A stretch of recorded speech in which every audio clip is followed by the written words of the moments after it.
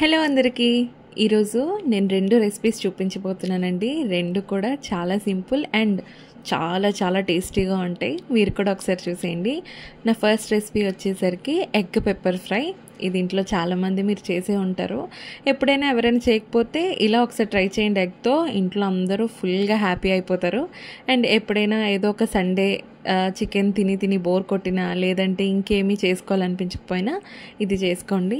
So దీనికి ప్రొసీజర్లోకి వెళ్ళిపోతే మీకు కావాల్సిన ఎగ్స్ ఇంట్లో మెంబర్స్ని బట్టి తీసుకుంటాం కదా. సో అన్ని ఎగ్స్ బాయిల్ చేసి నేను చూపించినట్టు ఒక ఎగ్ని 4 పార్ట్స్ కింద కట్ చేసి పక్కన పెట్టేసుకోండి.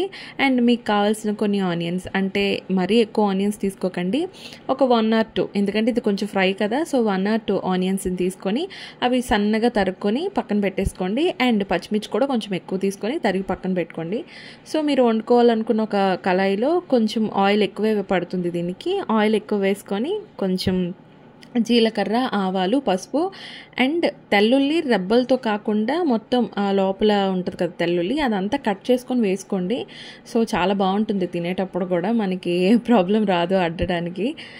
సో కట్ చేసుకొని బాగా అవి కొంచెం ఫ్రై అయ్యాక ఆనియన్స్ని కూడా వేసేసి ఆనియన్స్ని కూడా బాగా సాటే అవనివ్వండి.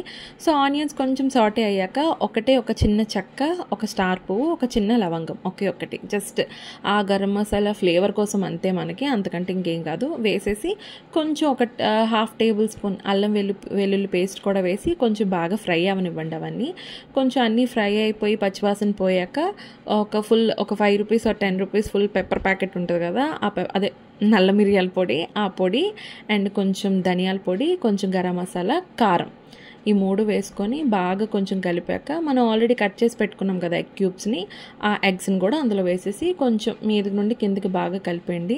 యాక్చువల్లీ నేను సాల్ట్ కూడా వేసాను, బట్ అది షూట్ చేయడం మర్చిపోయాను. సో సాల్ట్ మీ టేస్ట్కి తగ్గట్టు సాల్ట్ కూడా వేసుకొని అండ్ యాజ్ యూజువల్ కొంచెం కరివేపాకు వేసి అండ్ అడుగు ఎక్కువ అంటుతుంది కదా, అప్పుడు కొంచెం వాటర్ వేసుకోండి. ఒక హాఫ్ టీ గ్లాస్ అనుకోండి వాటర్ వేసుకొని కొంచెం బాగా కింద నుండి మీదకి సిమ్మర్లో పెట్టి బాగా ఫ్రై చేసుకోండి.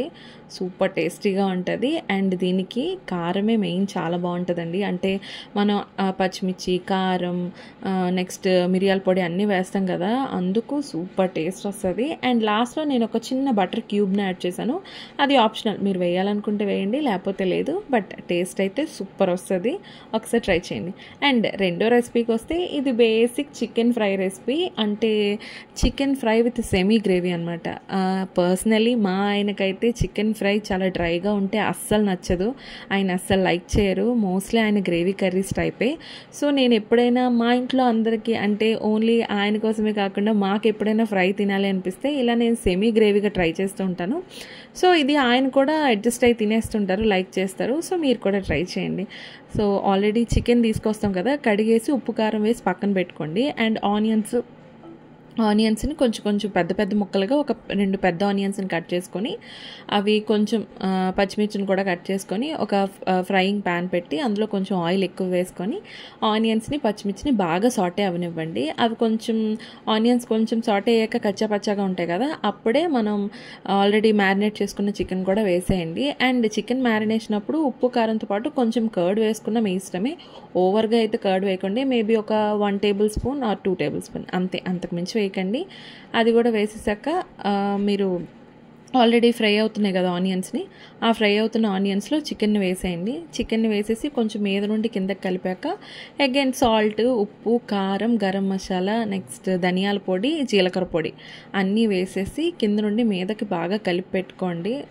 అండ్ ఉప్పు కారం ఇప్పుడే చెక్ చేసుకోండి, ఎందుకంటే మనం ఇప్పుడు ఇలా బాయిల్ పెడుతున్నప్పుడు ఉప్పు కారం అనేవి సరిపోతే టేస్ట్ బాగుంటుంది. ఏది తక్కువైనా సరే ఇప్పుడే ముక్కకు బాగా పట్టదు అనమాట.